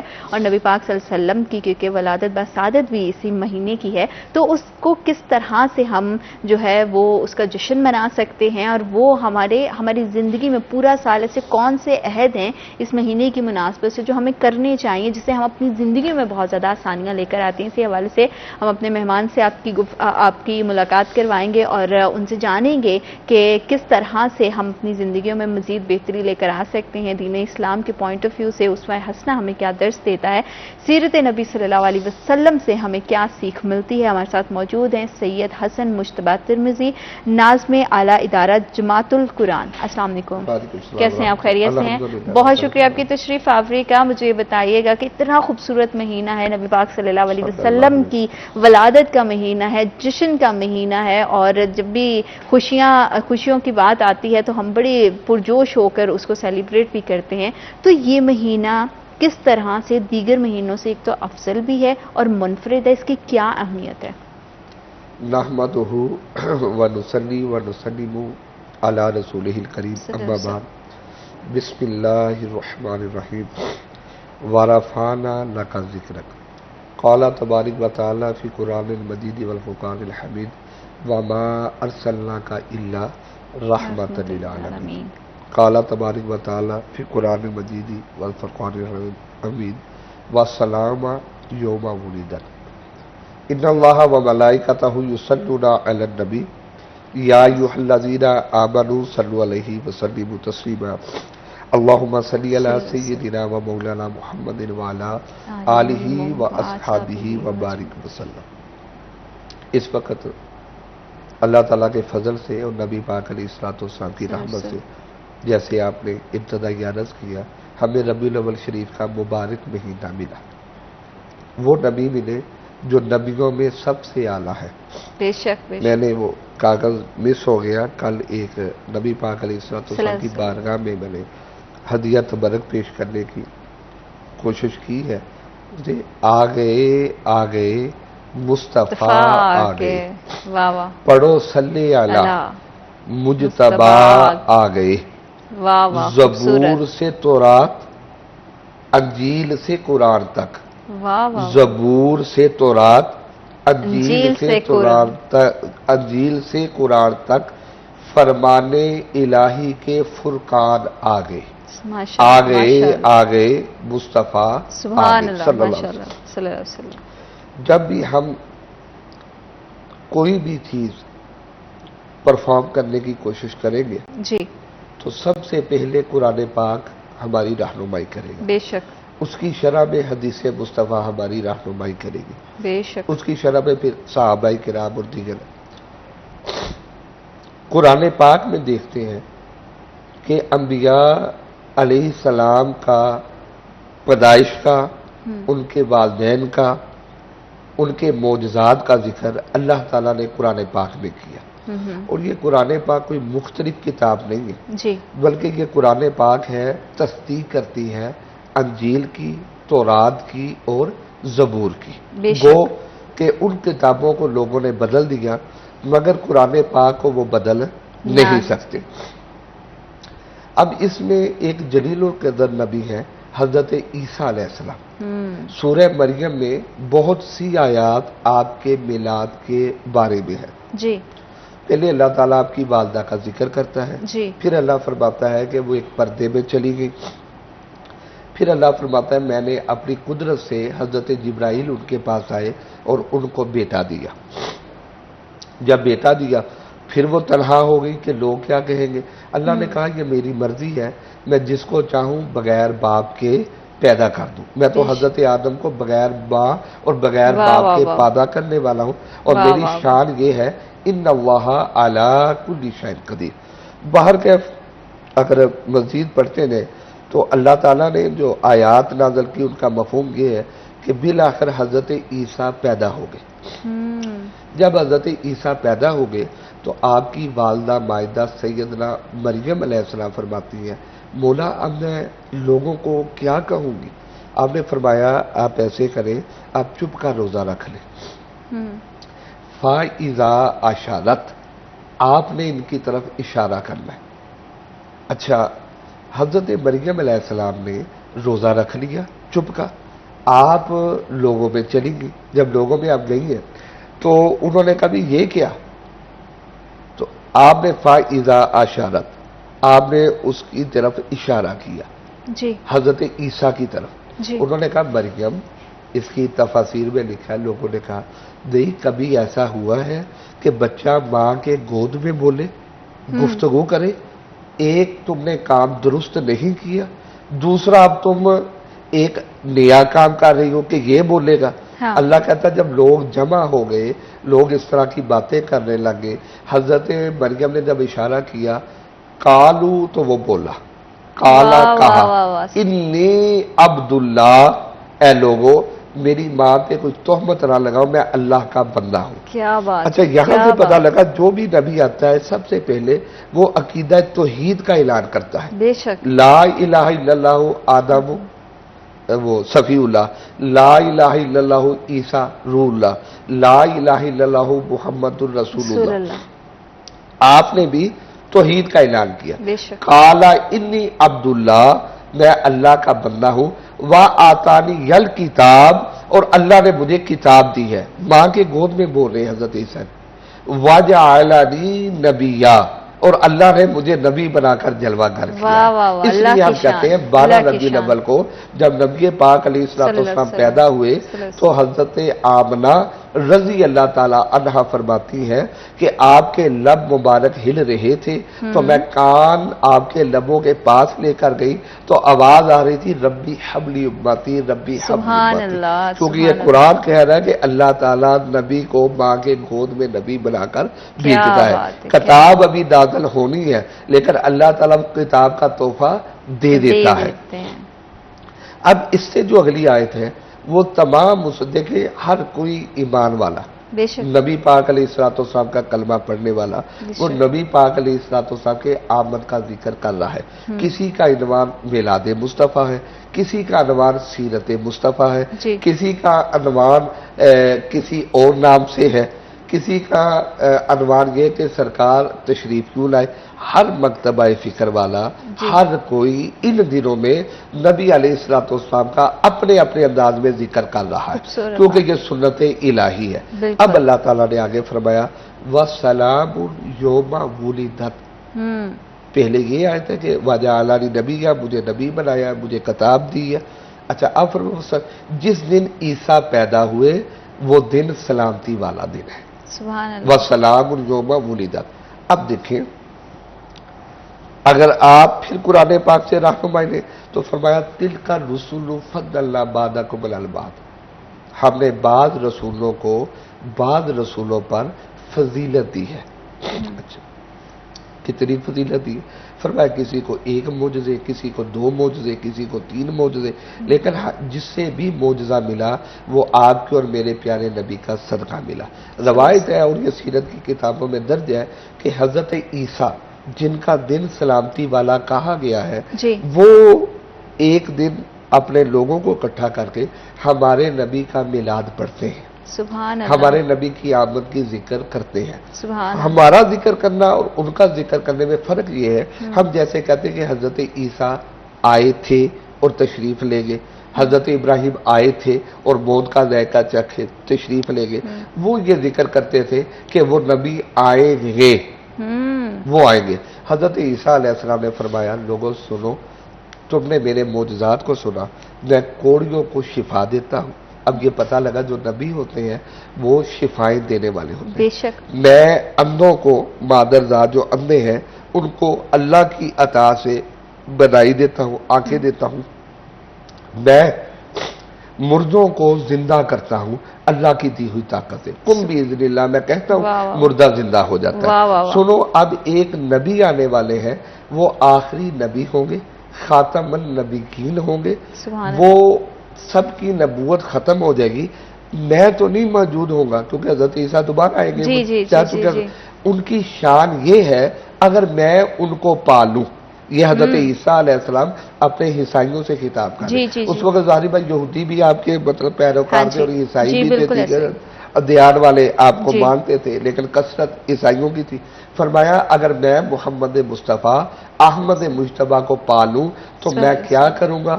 اگر میں ان کے جوتوں کے تسموں کو بند کروں یہ عیسیٰ کے لیے اعزاز کی بات ہو. اللہ اکبر، یوں کہہ ماشاء لیجیے اللہ، حضرت عیسیٰ فرما رہے کہ سب سے اولا والا ہمارا ہمارا نبی، نبی، سب سے بالا والا ہمارا نبی، اپنے مولا کا پیارا ہمارا نبی، دونوں عالم کا دولہ ہمارا نبی، خلق سے اولیاء، اولیاء سے رسل کیا اور بات رسولوں ہے، سے کیا اعلیٰ بات ہے، ہمارا ہمارا نبی. نبی. اور جتنے بھی انبیاء کو نبوت ملی اور رسالت ملی، یہ قرآن میں پاک میں بے شمار جگہ ہے، وہ سب کچھ ہمارے پیارے نبی کا صدقہ ملی. بے شک، اگر بے شک. سرکار صلی اللہ علیہ وسلم صلی اللہ جلوہ علیہ گر وسلم. نہ ہوتے تو اللہ تعالیٰ اس کائنات کو بناتا ہی نہ.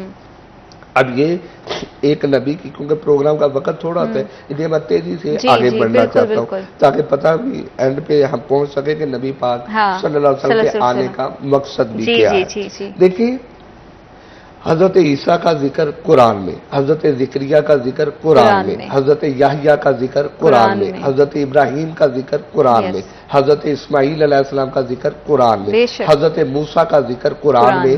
یہ ذکر بتاتا ہے کہ انبیاء کا ذکر کرنا یہ اللہ کی سنت ہے بے شک، اور انبیاء سے محبت کرنا یہ اللہ کا حکم ہے. انبیاء پر ایمان لانا یہ اللہ کا حکم ہے. ہمیں عقیدہ توحید پانے کے لیے نبیوں کا دامن پکڑنا پڑے گا.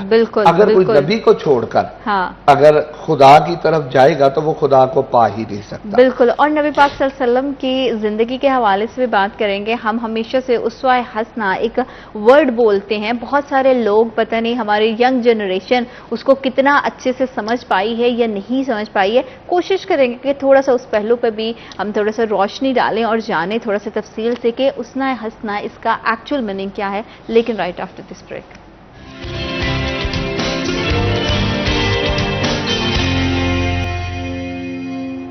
Welcome back. تو ہم دیکھنے والوں کو خوش آمدید کہتے ہیں اور جمعہ کا مبارک دن بھی ہے، پھر ربیع الاول کا مہینہ ہو تو اس سے خوبصورت اور کیا لمحات ہو سکتے ہیں. نبی پاک صلی اللہ علیہ وسلم کی پیدائش کے حوالے سے بات کر رہے ہیں، ان کی شخصیت کے حوالے سے بات کر رہے ہیں. ایک لفظ جیسے کہ میں نے بریک پہ جانے سے پہلے بھی بات کی کہ اسوہ حسنہ ہم بہت زیادہ ورڈ استعمال کرتے ہیں. کیا ایکچوئل معنی میں اس کا مطلب کیا ہے، یہ کیا ہے، ہم یہ سمجھتے ہیں اس کے بارے میں، اس کے اندر کتنا مفہوم ہے، یہ کتنی گہری بات اور اس کا ہماری زندگیوں پہ کیا اثر جاتا ہے، اسی حوالے سے ہم جاننا چاہیں گے. اور میں چاہوں گی کہ ہم آپ سے اس پہ تھوڑی سی رہنمائی لیں کہ اگر ہم کہہ تو دیتے ہیں سیرت نبی صلی اللہ علیہ وسلم اور اسوہ حسنہ، تو اسوہ حسنہ ایکچولی کیا ہے؟ میں آپ کے سوال کی طرف ہی بڑھتا ہوں کہ کیا ہے، لیکن پہلے ایک بات میں متصل کرنا چاہتا ہوں کہ جیسے بقایا انبیاء کا ذکر قرآن پاک میں ہے، بالکل اسی طرح ہمارے نبی پاک علیہ الصلوۃ والسلام کا بھی ذکر قرآن میں ہے. وَمَا أَرْسَلْنَاكَ إِلَّا रहमत लिल आलमीन आलमीन। वरफाना लका ज़िक्रक वद्दुहा, ए महबूब तेरे चेहरे की कसम, वाह वाह। वल्लैली इज़ा सजा, तेरी जुल्फों की कसम। अब नबी पाक सल्लल्लाहु अलैहि वसल्लम जाको मिनल्लाहि नूर, यानी नबी पाक अलैहिस्सलातु वस्सलाम या अय्युहल मुज़म्मिल या अय्युहल मुदस्सिर, ये नबी पाक अलैहिस्सलातु वस्सलाम का अल्लाह ताला ने मुख्तलिफ अंदाज में जिक्र किया। बेशक। सीरत के हवाले से और आपके उस्वा के हवाला से, नबी पाक अलैहिस्सलातु वस्सलाम की सीरत के हवाला से कुरान ने जगह जगह बयान किया। लक़द जाकुम फी रसूलिल्लाहि उस्वतुन हसना। लोगों सुनो, नबी पाक अलैहिस्सलातु वस्सलाम की जिंदगी तुम्हारे लिए बेहतरीन नमूना है। अब यहाँ पता ये चलता है कि नबी आए किस लिए हैं। जब नबी पाक अलैहिस्सलातु वस्सलाम इस दुनिया में जलवागर हुए तो वो इतनी जहालत पे डूबे हुए थे कि जिंदा लड़की को दफना दिया करते थे। अस्तगफिरुल्लाह। माँ बहन बेटी की तामीज़ ही नहीं थी। तरह तरह की बात पर तलवार निकल आती थी, कत्लो गारत होती थी, जहालत की इंतहा थी। अब ज्यादा नबी नहीं आने थे, नबूवत खत्म हो गई आप पर, रिसालत खत्म हो गई आप पर। अल्लाह ताला ने आपको 23 साल आपको वहां जो नबूवत की आपकी जिंदगी है उससे पहले, नबी तो आप पैदा होते ही हैं, लेकिन 40 साल तक उन लोगों पे रखा। अब 40 साल तक उन लोगों को में रहकर आपने अभी तक कोई ऐलान नबूवत नहीं फरमाया। यह है उसवा हसना जिसका आपने सवाल किया। 40 साल तक आपने ऐलान नबूवत नहीं फरमाया, उनमें रहे, सही, उनके बच्चों के साथ वक़्त गुजारा, उनके बड़ों के साथ वक़्त गुजारा। वहीं पे हजरत खदीजा अल कुबरा के साथ आपकी शादी होती है, जबकि बेवा के साथ और तलाक याफ्ता के साथ शादी को वो अजीब समझा जाता है। और नबी पाक अलैहिस्सलातु वस्सलाम से खूबसूरत तो था ही कोई नहीं, ठीक है। आप एक औरत से शादी, आपकी जो पूरी 40 साल जिंदगी है उसवा हसना, उनमें रहकर इतनी खूबसूरत गुजरी, इतनी पाक गुजरी, वो ठीक है कि वरफान अल्लाह का जिक्र और अल्लाह ताला वलल आखिरतु खैरुल लका मिनल ऊला के तहत आपकी जिंदगी की हिफाजत और लम्हात की हिफाजत अल्लाह ने अपने ज़िम्मे ली थी। अब जब आप पहला ऐलान करते हैं जी, उसमें हंसना गया, पहला ऐलान करते हैं, आप पहाड़ी पे लोगों को इकट्ठा करते हैं, उन्हें कहते हैं लोगों आप ऊपर चढ़ जाते हैं, लोग नीचे खड़े। अब अगर लोगों एक बात बताओ, मैंने 40 साल तुम पे गुजारे, मफहूम है, तो अगर मैं कहूं इस पहाड़ के पीछे से बहुत बड़ा लश्कर आप पर हमला कर देगा, तो क्या आप मेरी बात को मान लेंगे? अब यूं कह रहे आप और मैं बैठे कुछ छत पे ऊपर चढ़ दे कि यहाँ से कोई चीज आप पे थ्रो करेगा, तो यकीनन वो जो ऊपर चढ़ा है वो देख रहा है, हमें वो नजर नहीं आ रहा। आगे फिर मैं ऊंचाई पे हूं, अगर मैं कहूं कि कोई चीज आप पर हमला करेगी तो वो कुफार ने कहा कि हम आपकी बात को मान लेंगे। अल्लाह अकबर। आपने फरमाया भी क्यों मानोगे?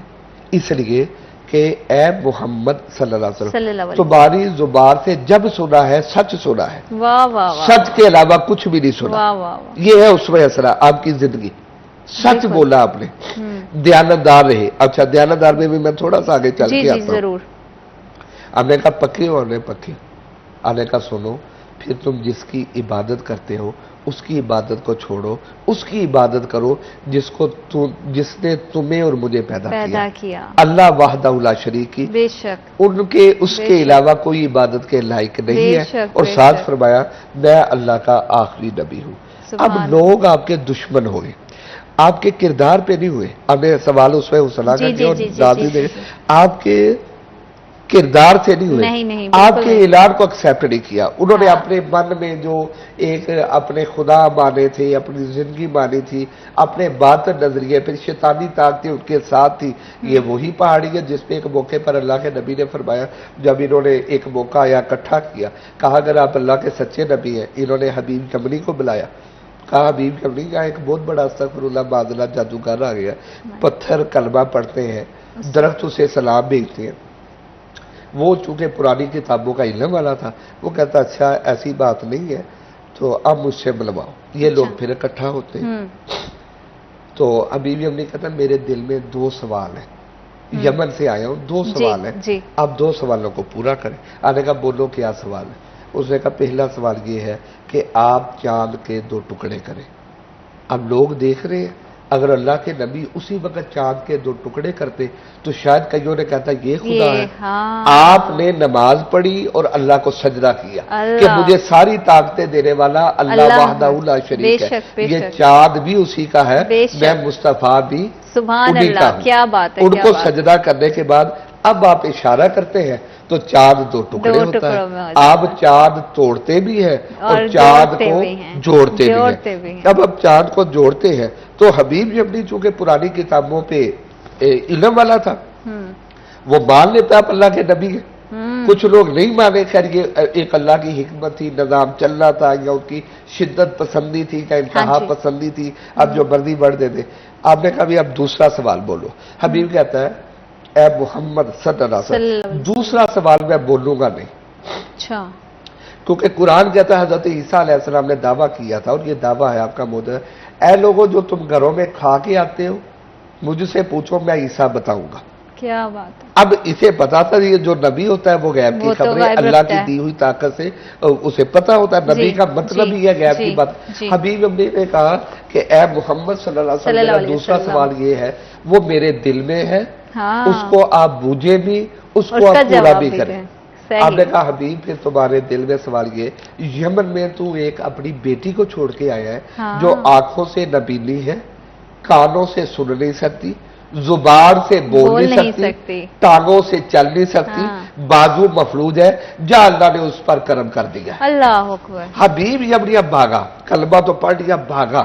اب لوگوں سے گفتگو نہیں کی, انہوں نے کہا یہ سچے نبی ہے, لیکن بھاگا. وہ ایک تھی نا کہ میں اپنی بیٹی کو چھوڑ آیا, اور اولاد بڑی پیاری ہوتی ہے, اور یہ نبی آئی ہی اسی لیے بیٹیوں کی محبت. اور پھر وہ دل کا سوال جو انہوں نے بوجھا. آپ جب گھر گئے تو آپ نے دستک دی حبیب کے امی نے, تو آواز آئی, کون؟ سیرت کی کتابوں میں آتا ہے. تو آپ نے کہا بھی میں حبیب ہوں, لیکن آپ پریشان ہو گئے. جب دروازہ کھلا تو دیکھا وہ بیٹی جو اندھی تھی, نبینی تھی, گونگی تھی, بہری تھی, وہ چل کے آئی, ہاتھوں سے دروازہ کھولتی, آنکھوں سے دیکھتی, منہ سے بولتی. حبیب پریشان ہو کے کہتا ہے تم کو ٹھیک کس نے کیا؟ کیا بات. یہ ناظرین پریشان ہو کیونکہ حضرت عیسیٰ کوڑیوں کو شفا دیتے تھے, مردوں کو زندہ کرتے تھے. یہ تو حضرت عیسیٰ کے بھی نبی ہے, حضرت عیسیٰ کو ساری شان اس نبی کا صدقہ ملی ہے. اب حبیب اپنی کہتا ہے کہ یہ تمہیں ٹھیک کیسے ہوگی؟ وہ لڑکی جواب دیتی ہے ابا جی جس نبی نے مکہ پہ آپ پر کرم کیا ہے اسی نبی نے مجھ پہ بھی کرم کیا. کیا بات ہے. کون دیتا ہے دینے کو منہ چاہیے, دینے والا ہے سچا ہمارا نبی. تو یہ میرے نبی علیہ السلام کے بول جاتے. اب اس پہ حسنا کے بعد اب کچھ لوگ خلاف ہو گئے, کچھ ابو بکر صدیق, حضرت عمر اور حضرت علی جیسے پیارے جلیل القدر وہ صحابہ بنے. لیکن ایک وقت آیا آپ نے 10 سال مکہ میں گزارے, اس میں اسنا کا سوال کیا. پہلی گواہی انہوں نے دی جو اللہ کو نہیں مانتے لیکن وہ اللہ کے نبی کو سچا مان رہے ہیں. بالکل اسی لیے آج دنیا کے اندر ایسے تھوڑی سی معذرت کے ساتھ آپ کی بات کو تھوڑا سا کٹ کروں گی کیونکہ بڑی خوبصورت سلسلہ جاری ہے, لیکن چھوٹی سی بریک کا بھی وقت ہے, تو ہمارے ساتھ رہیے گا. آپ دیکھ رہے ہیں سٹی ایف ایم.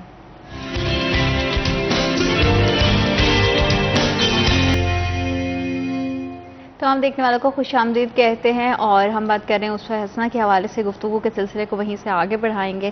تو آپ بتا رہے تھے کہ کس طرح سے موضوعات ہوتے چلے گئے, اور پھر لوگوں نے شخصیت پر اعتراض نہیں کیا لیکن وہ اعلان جو ان کی طرف سے کیا گیا اس پر اعتراض اٹھا. اور آپ کا بہت خوبصورت سوال ہے تاکہ ناظرین سیکھیں کہ نبی پاک علیہ السلام کی آمد کا مقصد کیا ہے. دیکھیں میں آپ کی زندگی کے کیونکہ وقت مختصر ہے, آخر میں کوشش کروں گا 5 منٹ شاید کوئی میلاد کے بھی چند جملے ہم آپ کی بارگاہ میں نذرانہ اپنی بخشش و نجات کے لیے عرض کر سکے اگر وقت ہوا تو. اس وقت حسنا یہ بات ہے کیونکہ نبی پاک صلی اللہ علیہ وسلم اللہ کی دلیل ہے, بے شک اللہ کی حجت ہے. نبی پاک علیہ السلام پہ توحید کا وہ سارا کھڑا ہے, اور فرمایا الحسین و منی و انا من حسین. اور نبی پاک علیہ السلام کی جو حجت ہے وہ مولا حسین ہے. یہی بات ہے. اب ویڈیو آپ دیکھیں یوٹیوب پہ ناظرین سرچ کریں, یہودی غیر مذہب اور خصوصاً ہندو اور سکھ, خصوصاً ہندو اور سکھ اور وہ جو کسی کو نہیں مانتے وہ بھی ذکر حسین کر رہے ہیں. بے شک. یہ کس بات کی؟ یہ ان کا ذکر نہیں کر رہے ہاں. کیونکہ وہ دلیل مصطفیٰ ہیں.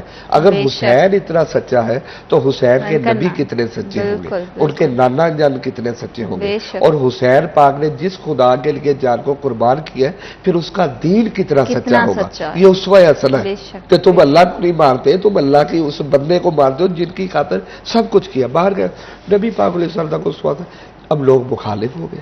اسی مکہ پہ آپ کو پتھر مارے گئے، کانٹے بچھائے گئے، زندگی مشکل کی.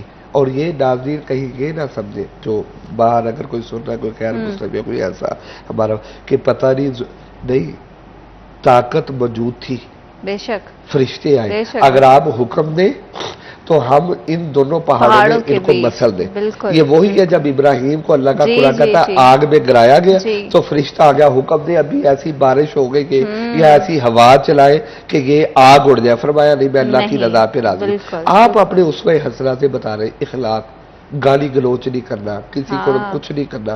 اچھا جو تنگ کرتے تھے ان کے ساتھ کیا کیا وہ آگے آ جائے گا. باہر کہ آپ کو 40 سال جب آپ کی عمر پاک 50 سال ہوئی، 40 سال میں اعلان نبوت فرمایا. نبی اس وقت بھی تھے جب نہ لفظ اس تھا، نہ کب تھا، نہ جی، جب تھا، جی، جی. نہ انسان تھے. اس بالکل. وقت بھی آپ نبی تھے اللہ کے ہاں. بالکل، بے اللہ نے شک. سب سے پہلے آپ کے نور کو پیدا بے کیا. شک ایسا. باہر کہ آمنہ بی بی کے گھر 12 ربیع الاول شریف کو جلوہ گری ہوئی اس پاک مہینے میں.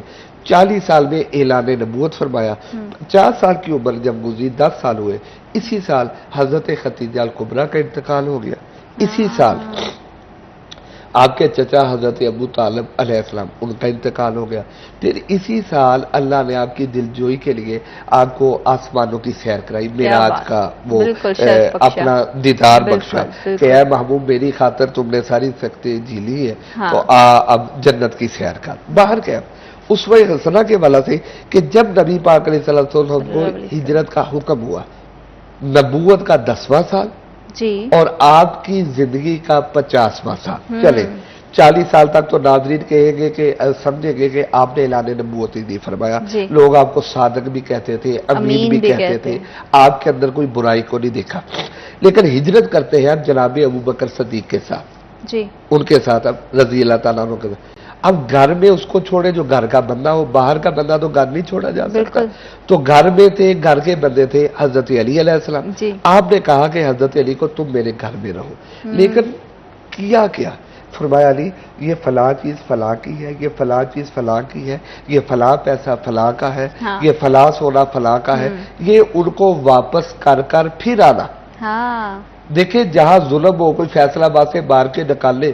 آج ہمارا کلمہ پڑھنے کے بعد کردار یہ ہے کہ ہم مال لوٹ کے آگے چلے جاتے ہیں. اللہ ماشاءاللہ سب نہیں. ہم یہاں سے مال لوٹتے ہم دبئی چلے جاتے ہیں. لیکن ہمارے مصطفیٰ کا لیکن کردار ہم جن یہ کا تھا کلمہ پڑھتے ہیں وہ دشمنوں کے مال کی کتنی حفاظت فرما رہے کہ ہیں. وہ کہتے دشمن بھی امانتیں رکھواتے آپ کے پاس. دیکھیں نا بینک اگر کوئی حملہ کرتا ہے وہ کہے گا بھائی میں کیا کروں، لٹ گیا. اب تو حکومت بدل گئی یا جو بھی ہو گیا، لیکن ہمارے نبی اتنے ایماندار تھے. آپ نے کہا انہوں نے ظلم کیا، میں جا رہا ہوں لیکن تم یہاں موجود رہو. یہ فلاں فلاں کی امانت ہے، یہ ان کو واپس کرنا. اب پتہ یہ لگا کہ 40 سال سے 50 سال تک 10 سال انہوں نے آپ کو نبی نہیں مانا، آپ کے رب کو نہیں مانا. چھپ کے آپ کو کہا قرآن سنتے رہے یہ باتیں. لیکن آپ کا جو اسوہ حسنہ ہے ایماندار آپ کو پھر بھی کہتے رہے. اپنی عمارتیں کسی اپنے کے پاس نہیں رکھواتے تھے کہ وہ بے ایمانی نہ کر لے. اب وہ کہتے تھے کہ جو بھی ہے لیکن ایماندار ہے، سچا بھی ہے اور امین بھی ہے. یہ کردار مصطفیٰ ہے، یہ اسوہ حسنہ. اچھا اسی اسوہ حسنہ کو اگر تھوڑا سا آگے لے کر چلے، کیونکہ آخری حصہ میلاد کی طرف اگر وہ لے کر چلے تو اس میں یہ ہوا کہ آپ اس مکے سے ہجرت کرتے ہیں، غار میں چھپتے ہیں، جو بھی ہوتا ہے ایک طویل واقعہ ہے، چلتے ہیں. پھر اللہ موقع دیتا ہے 63 سال کی جب اپنے پاک ہے آپ کی آخری ایام آتے تو فتح مکہ کرتے ہیں. اب مکہ کو فتح کرتے ہیں. یہ اب آپ کا وہ کردار ہے جو دنیا میں بم بلاسٹ کرتے، اسلام کے نام پر دہشت گردی کرتے ہیں. کسی دوسرے کو مسلمان بھائی کو برا کہتے ہیں. ہاں. یہ کون سا یہ تو دین ہے؟ درس دیا ہی یہ نہیں کون- ہمارے یہ نبی میرے نے. نبی نے تو امن کا درس دیا بے ہے، شک. پیار کا درس دیا ہے، محبت کا درس دیا بے ہے. شک. ہمیں پاک فوج سے، اپنی پولیس سے، اپنے محکموں سے، اپنے شہریوں سے مطلب کہ نبی پیار صلی اللہ کرنا علیہ وسلم کی چاہیے، زندگی محبت سے کرنا تو چاہیے. ہمیں یہ تو اتنا اپنے زیادہ- ہیں، بالکل، یہ تو بالکل. کلمہ کو میں یہاں ایک ٹچ نبی پاک کی سیرت پہ دے رہا ہوں. آپ جس مرضی سیاسی ہاں. پارٹی سے وابستہ ہے، میں ایک عالم دین ہونے کے ناطے آپ کو یہ کہ آپ اپنی پارٹیوں سے وابستہ رہیں لیکن دوسرے کی عزت کریں، دوسروں سے پیار کریں. وہ کلمہ گو، یہ آپ کا نظریہ ہے، اب جس کو لائک کرتے. میرے نبی صلی اللہ علیہ وسلم صلی جب اللہ مکہ علیہ میں واپس آتے تو اب انہی لوگوں نے آپ کو پتھر مار مار کے نکالا تھا، انہی لوگوں نے آپ کی عبادت کو، آپ جس کا چاہتے سر قلم کرتے لیکن آپ درس دیتے. ابو سفیان اس وقت بہت بڑا دشمن تھا، یہ وہی تھا جو احد میں آپ کے خلاف آیا، بدر میں خلاف آیا، اس کا خاندان خلاف آیا. لیکن میرے نبی نے فرمایا، اور وہ ڈرا گھر میں بیٹھا تھا کہ آج تو محمد مصطفیٰ پتہ نہیں کیا کرے. وہ لوگ جو تنگ کرتے تھے ڈرے بیٹھے تھے. فرمایا دیکھو آج میں یہ 1 لاکھ سے زیادہ لے کر آیا ہوں فوج، آج سب کو یہ مان ہے، آج سب کو معافی ہے، آج کسی سے بدلہ نہیں لیا جائے گا. یہ ہے میرے نبی پاک علیہ الصلوۃ والسلام کی زندگی، جس نبی کے ہم نعرے لگاتے ہیں، بردباری، درگزر کرنا، برداشت، صبر، شکر، ایمانداری، بہت ساری شکر، چیزیں. اس میں عزت ہے. اگر ہم نبی پاک علیہ یہ الصلوۃ وہ اتنی انگنت صفات ہیں نبی پاک صلی اللہ علیہ وسلم کی زندگی سے جو کہ انہوں نے عملی طور پر ہمارے لیے جو نمونے چھوڑے ہیں، اور ہمیں چاہیے کہ اس چیز کو فالو کریں تاکہ ہم اپنی زندگی کو بہتر بنائیں. اچھا، ایک بہت اہم سوال ہے کیونکہ وقت کم ہے تو میں چاہوں گی کہ زیادہ سے زیادہ پوچھے. جیسے کہ میں پہلے بھی عرض آپ سے کر رہی تھی، میں چاہوں گی کہ بہت سارے دیکھنے والوں کے ذہن میں بھی ہوگا کہ آپ صلی اللہ علیہ وسلم کی ولادت کے حوالے سے مختلف طرح کی تاریخیں ہمیں دیکھنے میں ملتی جس پہ اعتراضات بھی آتے ہیں. تو اس حوالے سے تھوڑا سا بتائیے گا. کچھ لوگوں کا اعتراض ہے کہ 12 ربیع الاول آپ کی پیدائش کا دن نہیں تھا، 8 ربیع الاول ہے، کچھ اور دن کو بھی حوالے سے تھا. تو آپ کا اس پہ کیا ہے؟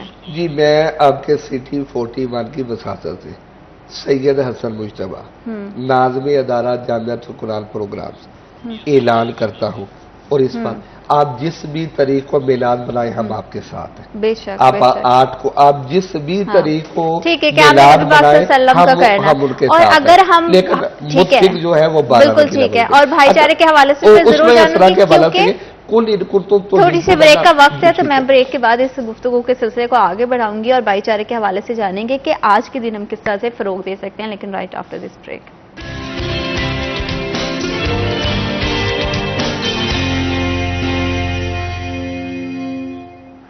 تمام دیکھنے والوں کو پھر سے خوش آمدید کہتے ہیں. اور ربیع الاول کی خوبصورت سی گفتگو جاری ہے کہ کس طرح سے نبی پاک صلی اللہ علیہ وسلم کی زندگی سے ہمیں بہت ساری صفات ہیں اور ان کی اس سے بہت ساری سیکھ ملتی ہے کہ ہمیں دوسروں کے ساتھ محبت سے، بھائی چارے سے اور سب سے بڑھ کر شفقت کے ساتھ رہنا چاہیے. اخلاق بہت بلند ہونے چاہیے اور اخلاق کے حوالے سے بڑا زور دیا ہمارے دین نے. نبی پاک صلی اللہ علیہ وسلم کی زندگی سے ہمیں بہت ساری مثالیں بھی ملتی ہیں. انصاف، ہمدردی اور آج کے معاشرے کو بہتر انداز سے چلانے کے لیے اگر بہتر معاشرہ تشکیل دینا ہے تو آپ کیا سمجھتے ہیں کہ ہمیں کس طرح کی چینجز اپنے ہماری ذات میں کیسی صفات ہونی چاہیے جو کہ نبی پاک صلی اللہ علیہ وسلم کی ذات سے ہم سیکھیں تاکہ ہم ایک بہتر معاشرہ تشکیل دے سکیں؟ جی، یہ بالکل آپ کا سوال اسوہ حسنہ کے حوالے سے، آپ کی زندگی کے حوالے سے. تو قرآن پاک کی آیت ہے، قُلْ إِن كُنتُمْ تُحِبُّونَ اللَّهَ، اے لوگو اگر تم اللہ سے محبت کرنا چاہتے ہو، فَاتَّبِعُونِی، تو میں مصطفیٰ کی پیروی کریں. کیا بات. ہر کردار میں آپ نے جتنے بھی وہ کہا، وہ اٹھنے میں، بیٹھنے میں، کھانے میں، پینے میں، اوڑھنے میں، بچھوڑنے میں، کاروبار میں، پڑھانے میں، سننے میں، سنانے میں، جس بھی شعبہ زندگی سے وابستہ ہے. نبی پاک علیہ الصلوۃ والسلام کی زندگی مکمل ایک وہ ضابطہ حیات ہے. قُلْ إِن كُنتُمْ تُحِبُّونَ اللَّهَ فَاتَّبِعُونِی. پہلے تم کہتے تھے اللہ سے محبت کرنا، اب کام الٹ ہو جائے گا. کیا؟ یحببکم اللہ، اب اللہ تم سے محبت کرنا لگا.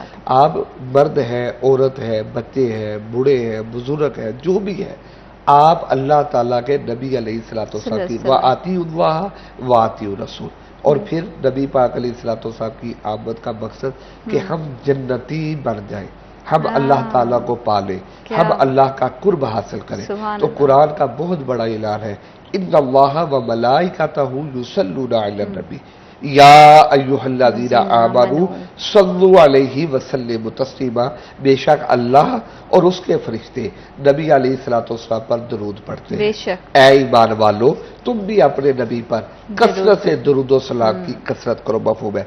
अल्लाह का दरूद पढ़ना, वारफाना अल्लाह का जिक्र, मुस्तफ़ा के दर्जात को बुलंद करना, हमारा दरूद पढ़ना अपने गुनाहों का कफारा है। हाँ। फरमाया जो रबीउल अव्वल में सबसे बड़ा पैगाम है, और हमारे सब भाई हर कलमा को जिस मर्जी मकता फिक्र से वो प्यारे नबी अलैहिस्सलाम दरूद और सलाम अच्छा, पढ़ते हैं। दरूद के हवाले से तो हमेशा बड़ी खूबसूरती से हम कहते हैं कि कसरत से पढ़ना चाहिए। लोगों का ये भी बड़ा एक सवाल होता है हर इस्लामी महीने की निस्बत से कि इस महीने में कौन सी ऐसी अहम इबादत हैं जो कि हमें करनी चाहिए। तो आप क्या समझते हैं कि रबीउल अव्वल के हवाले से जैसे दरूद पाक का जिक्र है, कसरत है, वो तो पूरा साल हमारी जिंदगियों में होना चाहिए, इसके अलावा कोई ऐसी इबादत है जो कि लोग करें, कोई खास नवाफिल या कोई दुआएं जिनकी वजह से उनकी जिंदगियों में आसानी सबसे बड़ी तो इबादत इस माह की ये है जो हमारा ये प्रोग्राम है जी। कि नबी पाक अलैहिस्सलाम सल्लल्लाहु किस अलैहि मकसद के लिए इस दुनिया दुनिया में में जलवागर तशरीफ हुए, फिर आपका जिक्र करना, वारफाना अल्लाह का जिक्र।